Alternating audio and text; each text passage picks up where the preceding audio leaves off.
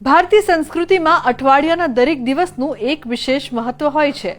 ગુરુવારના દિવસે ખાસ કરીને બૃહસ્પતિ દેવ અને ભગવાન વિષ્ણુને સમર્પિત હોય છે. ગુરુવારના દિવસે ધન, જ્ઞાન, ભાગ્ય અને સમૃદ્ધિનું પ્રતીક માનવામાં આવે છે. શાસ્ત્રો અને જ્યોતિષ અનુસાર ગુરુવારના દિવસે કેટલાક ઉપાય જો તમે કરો છો તો જીવનમાં ખુશાલી આવે છે અને સાથે સૌભાગ્યનું આગમન પણ થાય છે. ચાલો જાણીએ તેના વિશે. ગુરુવારનો દિવસ બૃહસ્પતિ દેવ અને ભગવાન વિષ્ણુને સમર્પિત છે. આ દિવસે તમે પીળી વસ્તુનું દાન કરો છો તો શુભ ફળની પ્રાપ્તિ થાય છે. આ સાથે આર્થિક સ્થિતિ પણ સારી થાય છે. આજે અમે તમને એવા ઉપાયો વિશે જણાવીશું જે તમે ગુરુવારના દિવસે કરો છો તો જીવનમાં સુખ, શાંતિ અને ધનની પ્રાપ્તિ થઈ શકે છે. તો જાણો આ ઉપાયો વિશે. ગુરુવારના દિવસે આ ઉપાય કરો. ગુરુવારના દિવસનો રંગ પીળો હોય છે. પીળો રંગ બૃહસ્પતિનું પ્રતીક હોય છે. ગુરુવારના દિવસે તમે પીળી વસ્તુનું દાન કરો છો તો અનેક શુભ ફળની પ્રાપ્તિ થાય છે.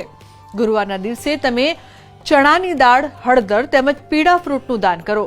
પીળી વસ્તુનું દાન કરો. તમે ગુરુવારના દિવસે કરો છો તો ધનના માર્ગ ખુલે છે અને સાથે બૃહસ્પતિ દેવની કૃપા પણ બની રહે છે. ગુરુવારના દિવસે તમે ઉપવાસ કરો છો તો તમારું મનગમતું ફળ તમને મળે છે. આ દિવસે વ્રત કરો છો તો મીઠું ખાશો નહીં. માત્ર ભોજનમાં તમે ખીચડી, કેળા તેમજ બીજી ફરાળી વસ્તુનું સેવન કરો. વ્રતની સાથે ભગવાન વિષ્ણુ અને બૃહસ્પતિ દેવની પૂજા કરો. આ સાથે વ્રત કથાનો પાઠ કરો. ગુરુવારના દિવસે તમે ઓમ બ્રૂમ બૃહસ્પતાય નમઃ મંત્રનો જાપ કરો. આ મંત્રનો જાપ તમારે 108 વાર કરવાનો છે. કુંડળીમાં ગુરુગ્રહ અશુભ છે તો આ ઉપાય તમારા માટે લાભકારી માનવામાં આવે છે. આ આર્થિક સમસ્યાઓમાંથી છુટકારો અપાવે છે. આમ ગુરુવારના દિવસે તમે આ મંત્રનો જાપ કરો છો તો સૌથી સારું રિઝલ્ટ મળે છે. ગુરુવારના દિવસે ગુરુ, આચાર્ય, બ્રાહ્મણ, શિક્ષક તેમજ તમારાથી વડીલ લોકોનું સન્માન કરો. આ સાથે દાન કરો. ગુરુવારના દિવસે ભૂલથી પણ કોઈનું અપમાન કરશો નહીં. આમ કરવાથી તમને આર્થિક સમસ્યામાંથી છુટકારો મળી શકે છે.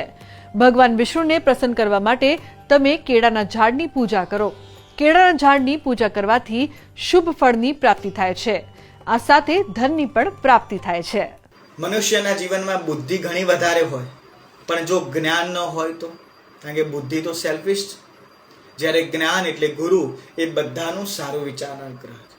આપણા કુંડલીમાં ક્યાંક ને ક્યાંક ગુરુ મહારાજની સ્થિતિ ન સારી હોય તો અવશ્ય તમે ગુરુવારના દિવસે ભગવાન નારાયણની પૂજા અને ગુરુજીએ આપેલા મંત્રોનું તમે વિશેષ મંત્ર જાપ કરી પૂજા કરો તો અવશ્ય તમારો ગુરુગ્રહ પ્રસન્ન રહે છે.